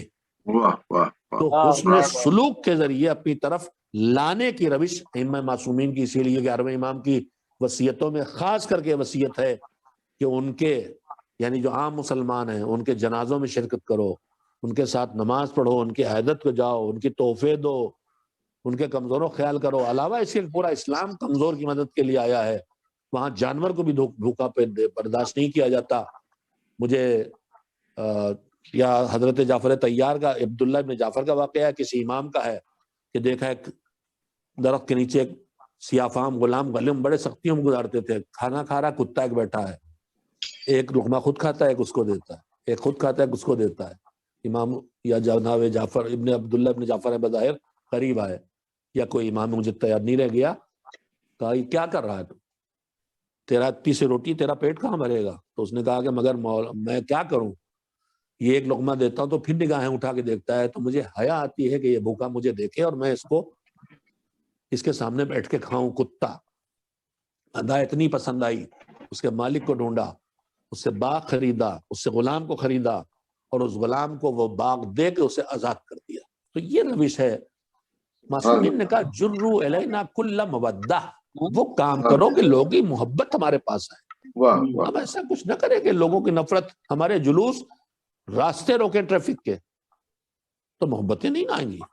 ہم بجلی کے تار کاٹ کے جلوس نکالیں، مجھے معلوم ہے جو باتیں کہہ رہا ہوں اس پہ کیا رد عمل آئے گا ہمارا، لیکن حقائق یہی ہیں۔ ہماری شان ہوتی ہے درخت کی شاخ کاٹی جائے گی، بجلی کے تار کاٹے جائیں گے، ہم تو ایسے ہی جائیں گے جیسے جاتے ہیں، اسی پتلی گلی سے جائیں گے چاہے اتنا بڑا راستہ مل جائے۔ نہیں، معصومین ان سب صورتوں پہ راضی ہوں، ذرا مشکل ہے۔ وہ دین جس میں نماز بھی نہیں پڑھ سکتے، راستہ اگر رک رہا ہے لوگوں کا، تو ہم راستہ روک کے کچھ اور کیسے کر سکتے ہیں؟ لیکن ہم نے دین کو سمجھا نہیں اور اس پر عمل نہیں کرتے، محبتیں کھینچنے کے بجائے لوگوں میں نفرتیں بانٹ رہے ہیں، اور اپنی طرف لانے کے بجائے، معصومین تک پہنچانے کے بجائے معصومین سے دور کر رہے ہیں۔ اور ہماری وہ غلطیاں کہ جیسے ماں باپ کی غلط روش سے اولاد بہک جائے تو اولاد کا آنکھ ہونا مشہور ہے، لیکن روایات کہتی ہیں ایسے ماں باپ بھی آنکھ ہیں جن کا کوئی رشتہ باقی نہیں رہ گیا۔ اور اگر ماں باپ کی اچھے ہوں اور اولاد نالائق ہو اور اولاد کی حرکتوں سے ماں باپ پہ حرف آئے تو ایسی اولاد آنکھ ہے، نالائق ہے، اللہ اسے ہرگز پسند نہیں کرتا۔ ہم ان کے چاہنے والے، ہم ان کے ماننے والے، ہم ان کے نام لینے والے، ہم ان کے شیدائی ہیں۔ ہمارے کردار سے، ہمارے وجود سے ہر طرف یہ خوشبو جانا چاہیے، یہ پیغام جانا چاہیے کہ ہم علی والے ہیں، ہم غریبوں کا خیال رکھتے ہیں، ہم پڑوسیوں کا خیال رکھتے ہیں، ہم کسی کو بھوکا نہیں دیکھ سکتے، ہم خود بھوکے رہ سکتے ہیں مگر بھوکے کو کھلائیں گے، ہم برداشت کر سکتے ہیں لیکن دوسرے کو ستائیں گے نہیں۔ ساتویں امام کی ارشادات میں سے ارشاد یہ بھی ہے کہ اچھا پڑوس یہ نہیں ہے کہ تمہارے شر سے لوگ پڑوسی تمہارے محفوظ رہیں۔ پھر کیا اچھا پڑوس؟ فرمایا اچھا پڑوسی تم تب بنو گے جب پڑوسی کی شرارتوں پر تم صبر کرو اور برداشت کرو، تب اچھے پڑوسی بنو گے۔ یہاں تو ہمارے پڑوس کے رشتے ہی قائم ہوتے ہیں لڑائی جھگڑے سے، جیسے باراتی جاتی ہیں تو جھگڑوں پہ کھڑی ہوتی ہیں کہ ستانا ہے سمدھیانے کو، اسی طرح سے پڑوس کا مطلب یہ اب ان سے لڑنا ہے، نالی پہ جھگڑا، پر نالے پہ جھگڑا، پائپ لگانے پہ جھگڑا، بجلی پہ جھگڑا، تار پہ جھگڑا۔ اللہ ان بلاؤں سے ہمیں، میں اس سے زیادہ وقت نہیں لوں گا آپ حضرات کا، بس اتنا ضرور کہوں اپنے جوانوں سے کہ آپ آخری دور کے ائمہ کی سیرت کو پڑھیں، اور اس پر بہترین کتابیں اب لکھی جا چکی ہیں۔ ہمارے پاس جو اردو کی پرانی کتابیں ہیں ان میں زندگی معصومین کی پیش ہوئی ہے، لیکن وہ ایک شجرہ ہے، ان کی اولاد کون، ان کے بچے کون، ان کے اصحاب کون، ان کے معجزات کیا، ان کے ارشادات کیا، مگر ہر شخصیت کا الگ الگ تذکرہ ہے۔ مگر اب جو جدید عصر کے محققین نے کتابیں لکھی ہیں وہ اسی طرح لکھی ہیں جیسے ایک وجود 250 سال میں پھیلا ہو۔ رہبر انقلاب اسلامی کی خود کتاب ہے، 250 انسان 250 سالے، 250 سال والی شخصیت، یعنی سیرتیں ایک دوسرے سے اتنی کنٹینیو ہیں کہ افراد بدل رہے ہیں لیکن سیرت زمانے کے حالات کے تحت گویا ایک آدمی 250 سال جیا ہے، اور 10 سال میں پیغمبر کو دیکھ کے آدمی کیا سیکھے گا، ایک نسل بھی تیار نہ ہو پائے گی۔ لیکن جب 250 سال کا نمونہ کسی کے سامنے ہوگا تو 100 سال میں 5 نسلیں گزر جاتی ہیں۔ 250 سال کا مطلب یہ ہے کہ 12 سے 15 نسلیں گزر گئیں جن کے سامنے مسلسل نمونے رہے ہیں، لہذا وہ اتنا ان سے دیکھ کے پختہ ہو جائیں گے، چاہے افریقہ میں ہوں، چاہے امریکہ میں ہوں، چاہے ایران میں ہوں، چاہے بنگلہ دیش میں ہوں، چاہے جاپان میں ہوں، چاہے چین میں ہوں، اہل بیت والے ہیں تو ان کا مسلح ایک ہوگا، طریقہ نماز ایک ہوگا، ان کی نماز ایک ہوگی۔ دشمن اس بات کو بھی ہم سے چھیننے کی کوشش کر رہا ہے اور ہماری عبادتوں کو بگاڑ رہا ہے۔ بات پہ بات آتی میں کہہ دیتا ہوں، میں بات کو ہی ختم کرتا ہوں۔ آج کی شب ہمارے ساتویں امام کی شہادت کی شب ہے، ایصال ثواب کی مجلس تھی۔ ایصال ثواب کے 2 طریقے ہوتے ہیں، ایک یہ کہ کوئی نیکی کی جائے، اس کا ایک اجر ملا اور منتقل ہو گیا، قرآن کی تلاوت کی ثواب گیا، نماز پڑھی ثواب گیا، اور ایک ایصال ثواب یہ ہوتا ہے کہ جو روایات کے مطابق سنہ سنتن حسنتن فلہ اجر مثل من عمل بہا، جو کوئی اچھی رسم، اچھی سنت دین کی قائم کرے، اچھی روش اپنائے، مسجد بنا دی، امامباڑہ بنا دیا، اسپتال بنا دیا، اسکول بنا دیا، تو جب تک اس سے وہ کار خیر ہوتا رہے گا یہ مر جائے گا۔ اس نے بنا دیا، ابھی کچھ نہیں کر رہا، مگر اس کو، اس پر جو عمل کر رہے ہیں انہیں بھی ثواب ملے گا اور اسے بھی ثواب ملتا رہے گا۔ مجلس بھی اس طرح کی ہو سکتی ہے، ایک مجلس ہے جس میں ہم بیٹھے، ہم نے کچھ یاد کیا، کچھ معرفت حاصل کی، کچھ علم بڑھایا، کچھ لطف لیا، کچھ فضائل کے تذکرے سنے، ہم نے جو اجر پانا تھا پایا، اٹھ کے چلے گئے۔ لیکن ایک مجلس وہ ہو سکتی ہے کہ یہاں سے اٹھ کے گئے تو کچھ سوچ بدلی، کچھ معرفت میں اضافہ ہوا، کچھ اخلاق میں تبدیلی آئی، تو اب اگر یہ تبدیلیاں اچھی آتی ہیں تو مجلس ختم ہو جائے گی، لیکن اجر کا سلسلہ انشاءاللہ جاری رہے گا۔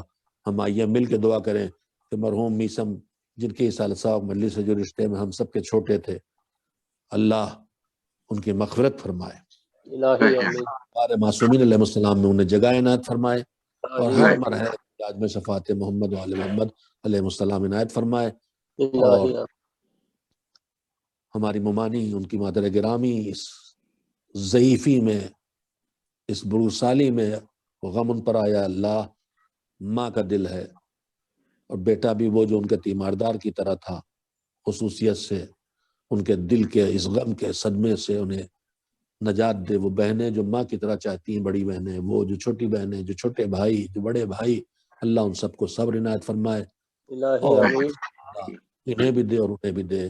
مگر تسلی کے لیے اتنا ہی کافی ہے کہ آپ حسن میرے سامنے بیٹھے ہیں، یہ جنازے میں شریک نہیں ہوئے، بے چین تھے مگر آ گئے تھے، میرے خیال سے ممبئی پہنچ گئے تھے یا اس کے بعد، مجھے اتنا یاد نہیں ہے، لیکن بے چین ہے کہ بھائی کی زندگی میں نہیں آئے، بھائی کی جنازے میں نہیں آئے۔ میں آپ سے بتاؤں، بیٹا سامنے کربلا میں موجود ہے، بہن سامنے ہے، کوئی ایک مٹھی خاک نہیں ڈال سکتا، لباس چھین لیا گیا ہے، سر پہ چادر نہیں کہ بدن پہ ڈال دے، اور اس کے بعد جس امام کی آج شب شہادت ہے، جسے زہر دے کے شہید کیا گیا ہارون کے حکم سے، کچھ روایات تو یہ کہتی ہیں کہ زہر دے کے شہید کیا گیا، اور بعض روایات یہ کہتی ہے کہ امام کو چٹائی میں لپیٹ کے ان کا گلا گھونٹ کے ان کو مار ڈالا گیا، اگر اس کے بعد ظالم چاہتے تھے بدنام نہ ہو، لہذا انہیں لے جا کے بغداد کے پل پہ لاشیں کو رکھ دیا گیا کہ دیکھو یہ مارے نہیں گئے، اپنی موت ہوئی ہے۔ جس نے بغداد پہ آدمی شیعہ جمع ہوتے ہیں اور اپنے مظلوم امام کا، جو بغداد میں بغیر خانوانے اور کنبے کے، جس کی لاش تنہا لا کے رکھ دی گئی تھی، مگر پھر انہیں دفن کیا پڑا، حکومت کو بھی اجازت دینا پڑی اور عزت کے ساتھ دفن کرنا پڑا، جس نے بغداد کے پل پر رکھا جنازہ مگر دفن کیا گیا۔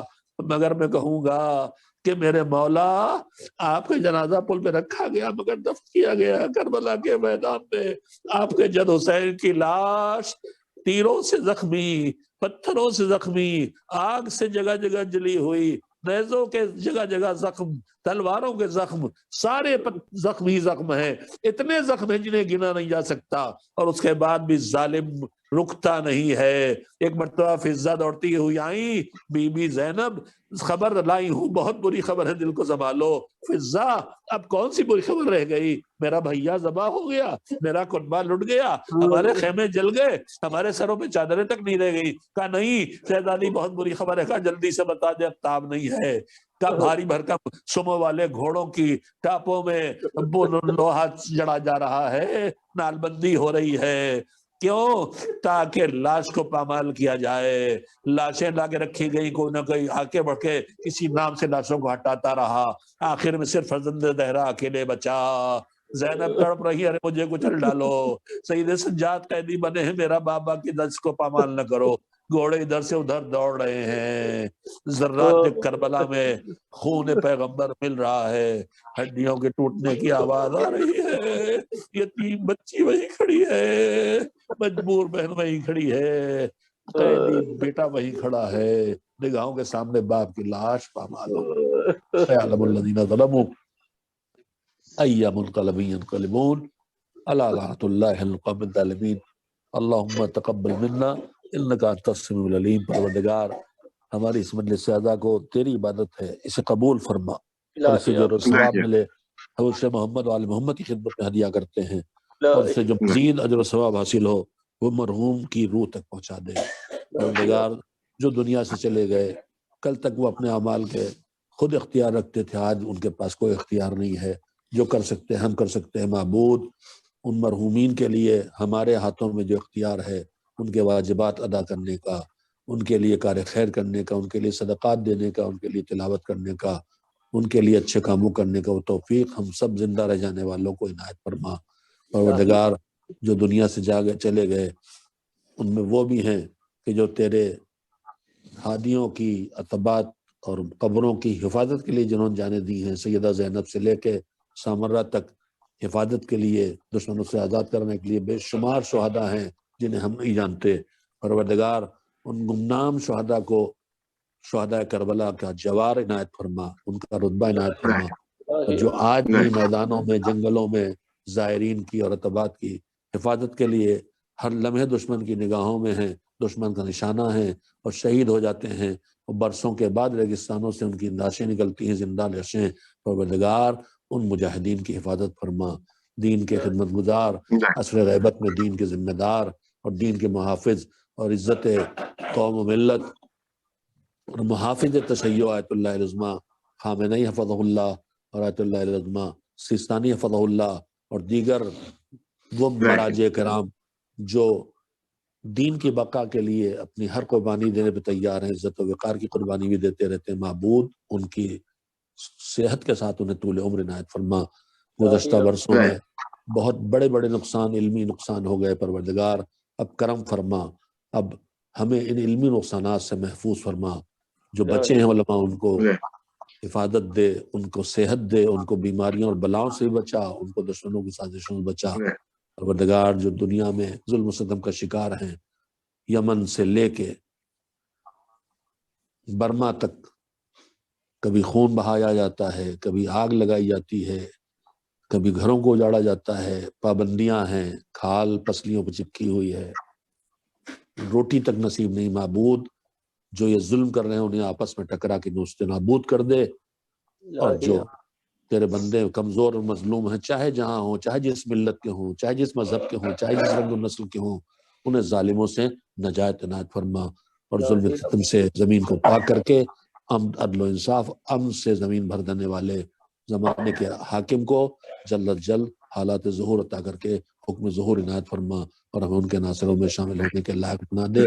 ایک پاسور احمد اور پاسور توحید کی تلاوت فرما کے پھر عیسی عظیم مرحوم کی روح کو ہدیہ کرتے ہیں۔ بسم اللہ الرحمن الرحیم۔